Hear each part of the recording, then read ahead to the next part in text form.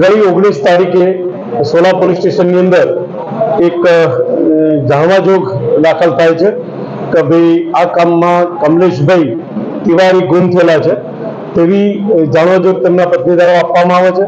પત્ની દ્વારા જાણવા જોગ આપતા અને પત્નીને વિગતવારની શાંતિપૂર્વક પૂછતા તેમના કહેવામાં એવું આવે છે કે મારા પાડોશી સાથે તકરાર ચાલતી હોય અને એમના ઉપર એમને શકવેમ હોય તો મહાવીર શંકરલાલ જે શાહ ખરા એમને લાવી વિગતવારની પૂછપરછ કરી. એમની પૂછપરછ દરમિયાન બીજા બધા પણ નામો ખોલ્યા એટલે બધાને કોર્ડન કરી અને આખી ઘટનાક્રમનું જોવા જઈએ તો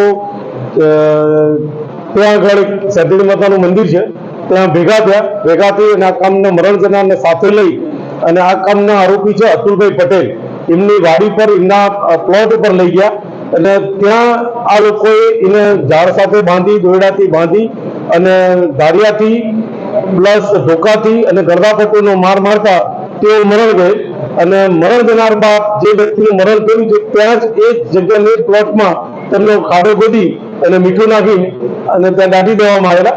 પણ સોલા પોલીસની એકદમ જ એક્ટિવનેસ, એકદમ હરકત અને એકદમ ઊંડાણપૂર્વક તપાસ કરતા આખી હકીકત ઉજાગર થઈ.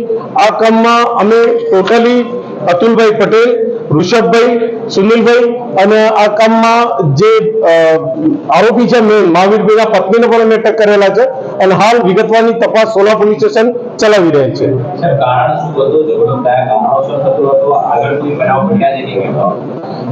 કારણ તો એવું છે કે એમના હાલની જે પોલીસની તપાસમાં જે બહાર આવ્યું છે એ કારણ એવું છે કે એમને અંદર તકરારો ચાલતી હતી.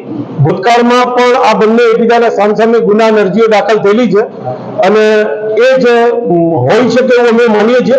પણ છતાં પણ તમામ પાસાનો અમે ઊંડાણપૂર્વક તપાસ કરી રહ્યા છે. તમામ પહેલોની પોલીસ આ બાબતે તમામ દિશામાં તપાસ કરી અને સત્યની દિશામાં આગળ વધી રહી છે.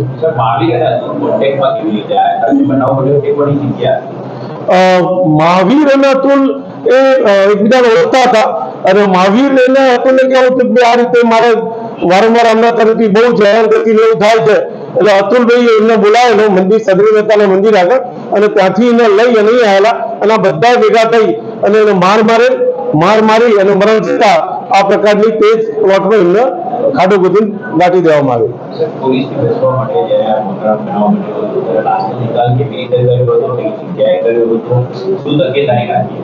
સમગ્ર ઘટનાક્રમ જોઈએ તો આ કારના મરણ થયા પછી તે લોકો બજારમાં જઈ અને મીઠું ખરીદી ખાડો ગોદીને ત્યાં જઈને દાટી દેવામાં આવ્યા છે.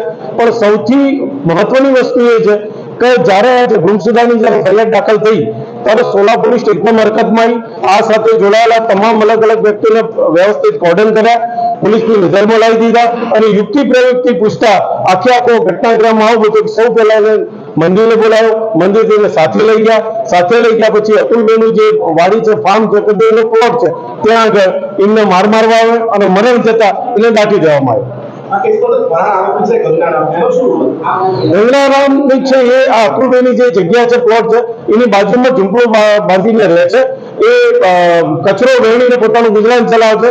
પણ જયારે બી અતુલ ત્યાં હોય તો એ દરમિયાન નાનું મોટું કામ આ ગંગારામ કરતા હતા ગમરામ અને એને મદદરૂપ થતા હતા. એના ફળસ્વરૂપ અતુલભાઈ એને બોલાવેલો ત્યાં. જાણવા એવું મળ્યું છે કે તે પોતાના વતનમાં જતા રહેલા છે. વતનમાં પણ અમારી કોલ ડિટેલના આધારે અમે એને તપાસ કરી રહ્યા છે. જ્યાં જ્યાં જરૂર પડશે ત્યાં ત્યાં અમારી ટીમો રવાના થશે અને જલ્દીમાં જલ્દી એમને હસ્તગત કરવાના સોલા પોલીસ સ્ટેશનના પ્રયત્ન છે. સૌથી મહત્વની વસ્તુ કહું તો સોલા પોલીસ સ્ટેશનને જેટલા ધન્યવાદ આપે એટલા ઓછા છે કે પીઆઈ ખુદે નિષ્ઠા પોતે એકદમ જ હરકતમાં આવી અને શોર્ટ ટાઈમમાં જ આ ગુનાનું ડિટેક્શન કરેલું છે. એ માટે સોલા પોલીસ સ્ટેશનને જેટલા પણ ધન્યવાદ આપીએ તેટલા ઓછા છે.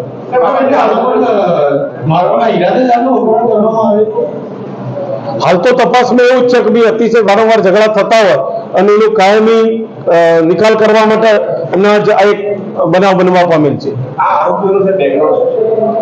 આરોપીઓનું બેકગ્રાઉન્ડ જે છે આ કામના મેન આરોપી છે કે જે આ કામના શાહભાઈ છે એ પોતે સગડી રિપેરિંગ કરે છે. અતુલભાઈ પોતે છે પોતાનું ફાર્મ હાઉસ છે ત્યારે નાનો મોટો ધંધો કરે છે. અન્ય આરોપીઓમાં એક ડ્રાઇવિંગ કરે છે જે ઠાકોરભાઈ છે અને વૃષભ છે સોફા બનાવવાનું કામ કરે છે અને પોતાનું ગુજરાન ચલાવે છે.